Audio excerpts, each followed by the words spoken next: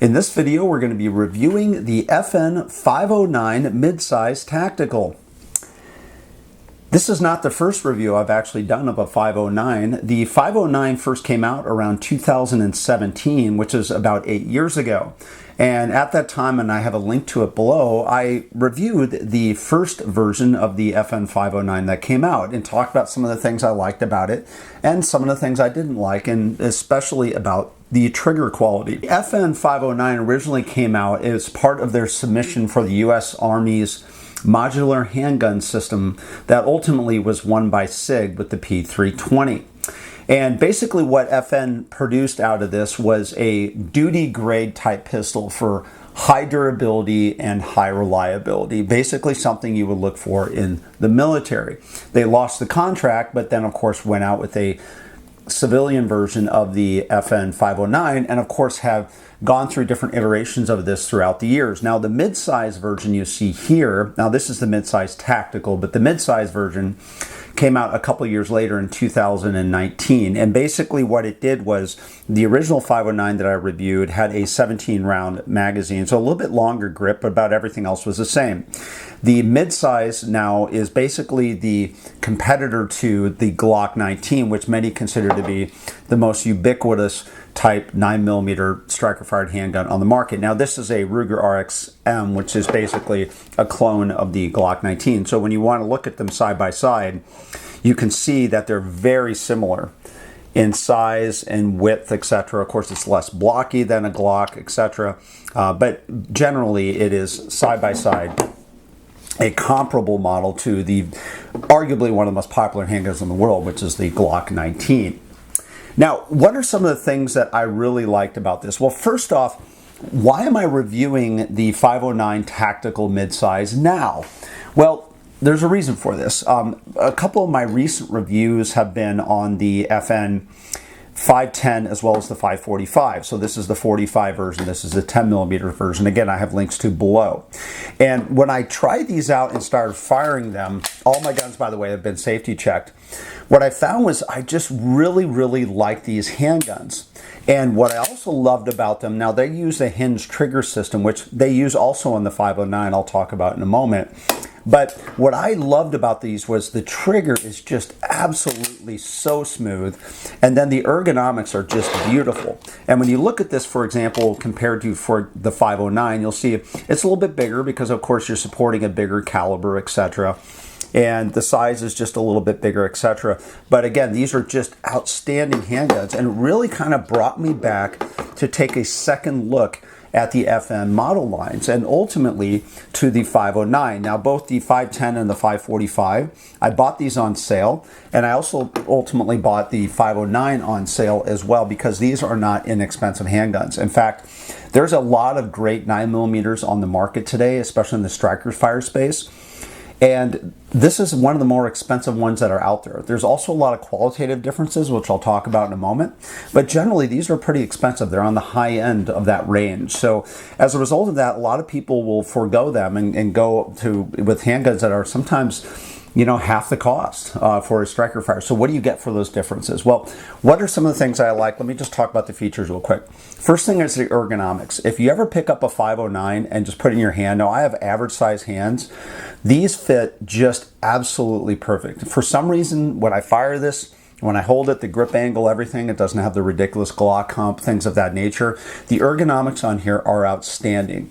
The trigger housing, again, is large enough for me to be able to use gloved hands, etc. when I'm firing. So, and then the other part of that is you have interchangeable back straps. So it comes with two different back straps. So this is the mid-size backstrap, and again, this fits my hand perfectly, so I have never really changed out the backstrap options that they come with this. Another reason you might really like this is if you're a left-handed shooter or like having really good ambi controls. Now, a lot of times with handguns, they'll have ambi controls, or in this case with the RXM, they don't. They're left-handed, but the Glock Gen 5s, you'll have ambi controls there, but you'll have to switch, for example, your mag release, etc., from one side to the other, where it is inherently ambidextrous on this handgun. So first off, again, we've safety checked the gun. You have full slide stop controls, as well as full magazine release controls without having to swap them side by side. And one of the reasons why you'll see that taking place is instead of catching on a notch or a hole that you would typically see on most magazines, they actually catch right here on the magazine, which allows them to run this ambi type control on the handgun. So again, if you're one of those people that likes to have really good ambi controls, this is one of the best that are out there. The other things I really like about this is a flat dark earth model, so obviously it's been Cerakoted really well, but underneath this is a stainless steel slide as well as a stainless steel barrel.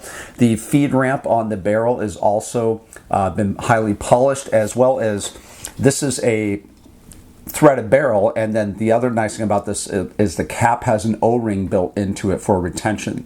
And the reason why that's important, if you've ever had, for example, a threaded barrel, you might have your cap kind of walk off while you're firing the handgun. Well, with these O-rings actually help the retention and keep it in place. So it's a small little thing, but when you shoot enough of these, you really kind of appreciate the fact that it has that. The other thing that I really like about this, and I'll talk about my sighting setup here in a moment, is it comes out with sights that are suppressor height sights that are Trijicom 3 dots.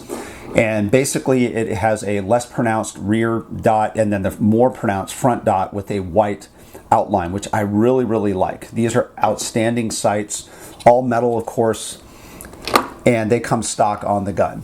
The other thing I love about this gun is the recoil is very slight and very manageable compared to a lot of the other striker fires. Again, if it feels really good in the hand to fire it, you're probably going to be more accurate with it. That's the case with me. The other thing about this came as a special edition, which I'll talk about in a moment. So most of the FNs historically have come with these hinge triggers. Some people like them, some don't. This actually came with a flat front trigger. And what it does is it comes back and then it breaks at 90 degrees on the wall. And a lot of people really like this. This is very similar to the Apex trigger systems that a lot of people will install on the handguns as well.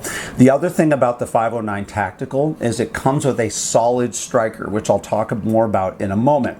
That was compared to, for example, the earlier models and some of the less expensive models have a skeletonized striker, which can be faulty, and some people have changed them out over the years, but they were smart enough to really put in the most durable striker in the slide assembly here. So what are some of the things I don't like about the gun? As I mentioned before, when I originally did my first 509 review, one of the problems I had was the trigger being gritty. And if you pick one of these up, they're better than what they used to be, but they're still gritty when you get them out of the box. And that's one of the things that a lot of people really struggle with. Now, one of the things that I did was I polished the trigger system, which I'm going to show you how I did that in a moment, to take out about 90-95% of the grit. But the grit is still there. And my argument would be, and I think a lot of other people are as well, if you're paying this kind of money, especially in a highly competitive 9mm market, there's a lot of really good handguns out there that come with just outstanding triggers right out of the box, and this is not one of them. It still had a little bit of a grit on the take up before you get to the wall. Now again, I've taken most of this out, which I'll talk about in a moment, but it still, in my opinion, shouldn't be there. The other thing is it breaks at about 4 to 4.5 pounds, which is what I like. But here's my challenge with this. The striker system in the 509 is the same type of system used in the 510 and the 545. In fact, here's an image of showing both of the slide assemblies disassembled. Of course, there's a little bit of difference between the size of the striker as well as the springs, for example, in the 545, because we're shooting a bigger caliber, but generally it's the same type of system. And what's amazing to me, though, however, is despite the fact that it's using a different type of trigger shoe, if you will, it's still, these come right out of the box as kind of a performance grade trigger on the 545. And my argument would be, and the 510, why can't you take that same performance style trigger and run it in the 509?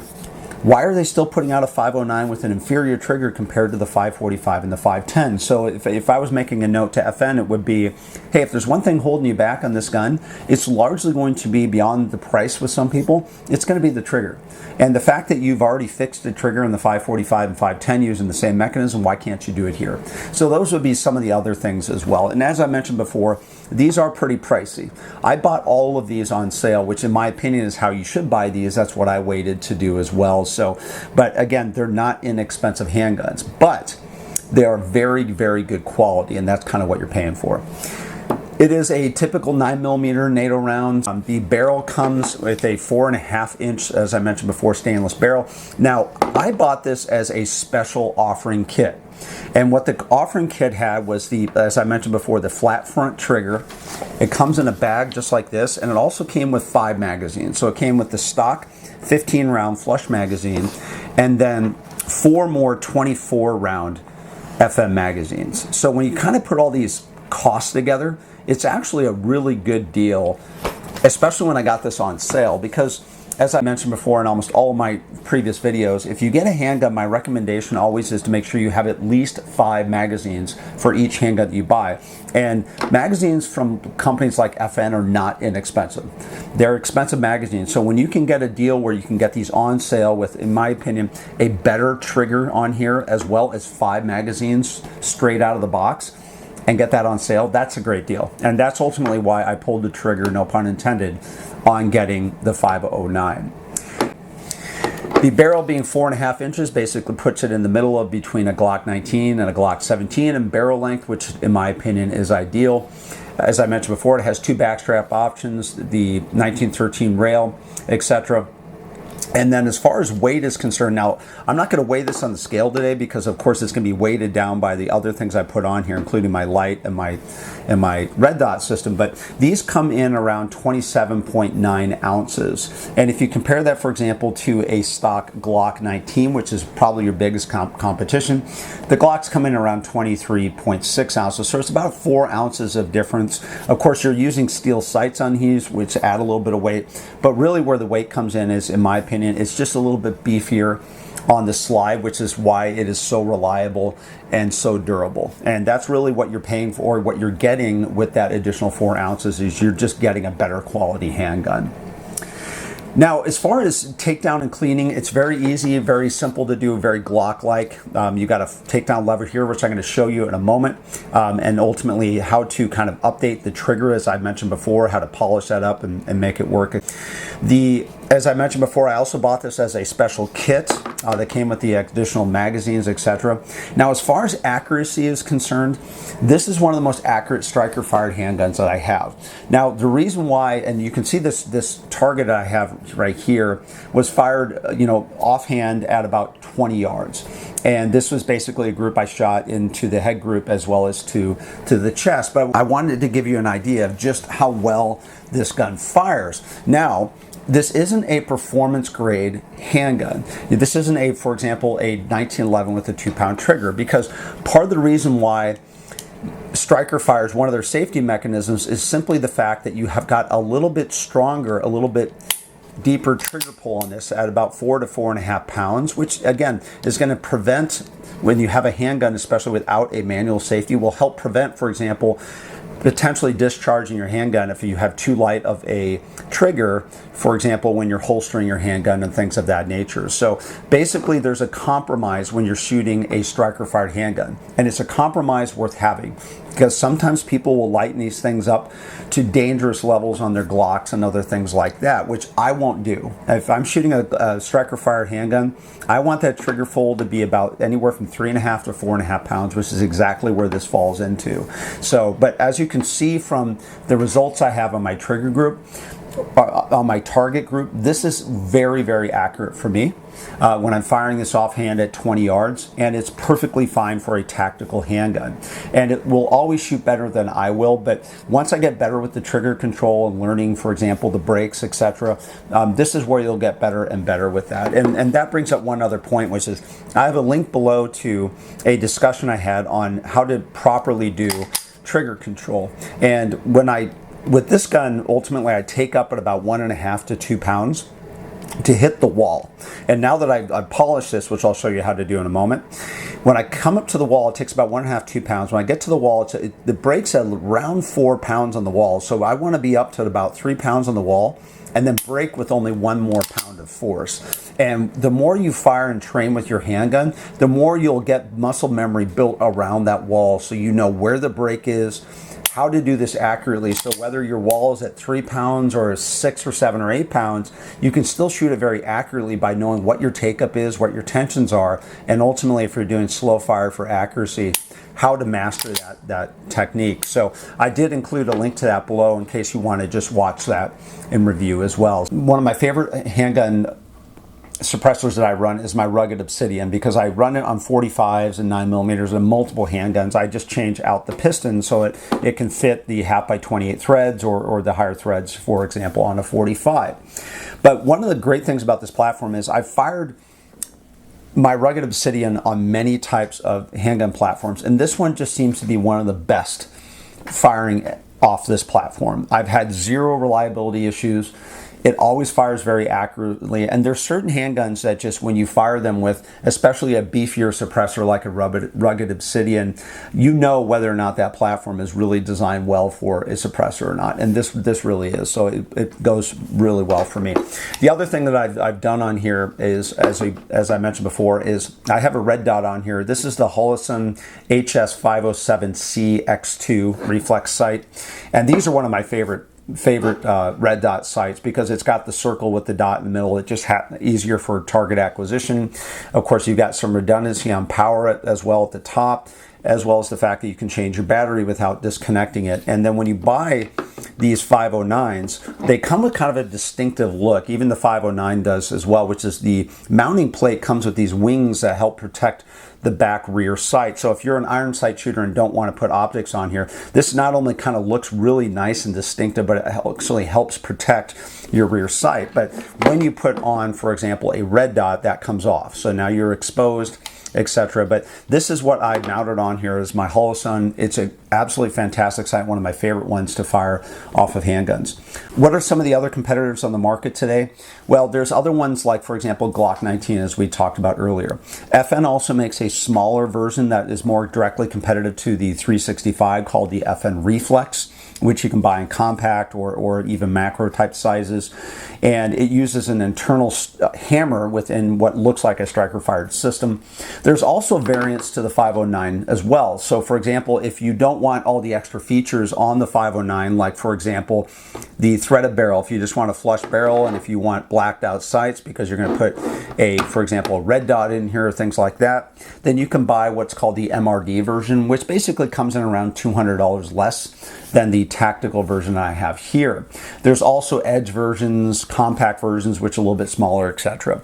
And then of course, you know, to me, one of the biggest competitors is the 365 macro tactical build, which I have here, which I've reviewed and linked to below. This is one of my favorite light tactical handguns. And the reason why I bring this up is when you look at them side by side, this is obviously a very slim profile compared to, for example, the FN. And of course, it has a 17-round magazine, which I always go down to 16 rounds on. I talk about that in the video. But again, the profiles are, this is a slimmer profile, but also mechanically, the 365, which is an excellent platform, is a great platform for light tactical shooting. But if I was going to, for example, go out to the range and do tactical training for a weekend where I'm doing more than maybe a couple hundred rounds, I'm certainly not going to bring my 365 tactical there. It's just not really, in my opinion, built for that heavy of use. Instead, for example, if I'm doing a weekend of 800 to 1200 rounds, that's exactly what the FN is designed for. It's designed for heavy tactical type shooting, high reliability, etc., low failure rates, all those types of things. And that's really where this thing shines. Now, the other thing I'll tell you about the 509 is it's still relatively hard to find holsters compared to, for example, your more ubiquitous Glock 19s and your P360 or P320s and P365s. So there is still limited holster options out there. Now, of course, it depends on what you're hanging off of your gun as well. Do you have a red dot on here? Do you have, for example, a light on here? All that can change and really kind of limit your options that are out there. So what I would suggest doing is, if you're looking for a holster for the 509, go on to Amazon first off, do looks at, you know, what are some of the options out in Amazon.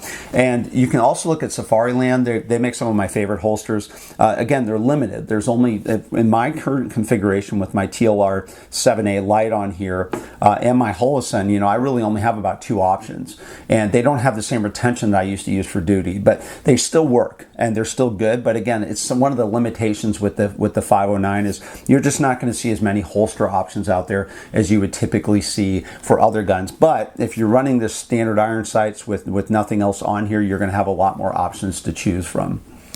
So now the final thing I want to talk about, as I mentioned before, is the trigger. So the trigger on here came in a little gritty when I bought it, but it has a really nice clean break and a wall.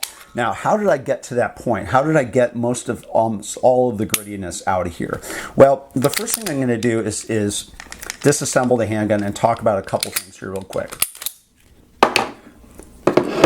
The first thing I want to talk about is the frame.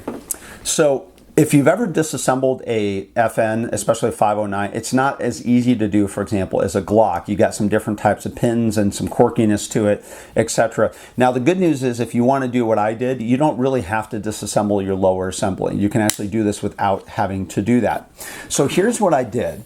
The first thing is, and by the way, if you see some of my parts here that I talk about that I polished, that they don't look as polished, if you will, it's because I run a lot of gun grease on these actions, so just keep that in mind. But there's 2 places here that you'll want to polish. Now, the first thing I do is I take a Dremel with a small polish head and then flits for the polishing compound. And what I do is I would run the polishing head right along here, which is your striker disconnect assembly, as well as your plunger pin right here. And these are the 2 points that you're going to have the most amount of contact with on your slide. And these are the ones that you want to have kind of silky smooth. So again, if you have a small Dremel head, polish head, and flits, what you can do without disassembling your gun carefully is you can run your polish right along here and right along the face here, as well as your disconnector. And those are the 2 main points that you really would want to polish up on your lower assembly. Now, when it comes to your slide, you're going to want to disassemble this, which is very easy to do. There's a plunger right on your tension spring here. You just push this down, pull the cap out. And again, I have a picture of that, which I showed a moment ago, of what this looks like disassembled. But basically, the points that you want to capture here is the striker plunger right here free floats within the striker channel. And it has a tension spring on the front as well as the back. And then you have your safety plunger right here. So what I do is I disassemble this, take out the safety plunger, and take out the striker. And what I do is on the striker, there's small little spots along the striker that ride and make contact along the striker channel. And all you have to do is take, again, the Dremel with some flitz polish and make sure that all those contact points that are riding within the channel against the slide are highly polished. And then the other part you want to do here is your connection point right here on the striker. This is what hits your trigger assembly down at the bottom, as I mentioned before. And this is where you want to have this to be really kind of silky smooth. And that's where you're going to want to run your Dremel with your flits along this as well to get it really, really smooth, as well as the plunger. I make it really silky smooth as well. Again, I have gun grease on here, so it would look shinier if I didn't have that on there. But those are the main points that I wanted to hit. As a result of that, when I did that and then reassembled the handgun, almost all of the grittiness that I talked about before was gone. Is it perfect yet? No. It's still got maybe about 90 to 95% of the grittiness is gone. If you look at it really closely, you can see it still has a little bit of a, I wouldn't call it grittiness, but it's just not as quite as smooth to get to the wall. But then when I get to the wall now, it's just absolutely perfect.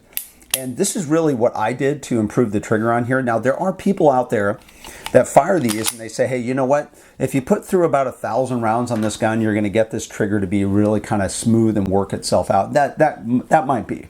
But in my opinion, I don't want to have to put 1,000 rounds through a bad trigger to get it to be a good trigger. So that was one of the things I did as far as polishing it, that anybody with a Dremel and some flitz polish could really do this very easily. It would only take a short amount of time. And you'll probably get the same results I did, which is now a very, very nice trigger that, quite honestly, and again, note to FN, this is the way it should be coming out of the box. In fact, it should be coming out of the box just like the 545 and the 510, which are, in my opinion, even better triggers because they are just absolutely so smooth. But That's not the case, at least with the 509s the one that I bought and the ones that I tried out. Again, there's still a little bit of a struggle to get that correct. But the other thing you're going to have some people say is, well, you know, the other thing they want to do is maybe change out the springs to lighten up the trigger pull on the gun. Now, Carbo makes a trigger spring kit for the 509, and the only advice I would give you is if you're going to respring your gun to get springs in here to get a lighter trigger pull, etc., my recommendation would be leave the striker spring, the tension spring, stock OEM, and then replace everything else. The reason why is I've heard reports from certain people that when they put in the Carbo striker spring, they sometimes get like primer strikes, which is something you don't want to have happen.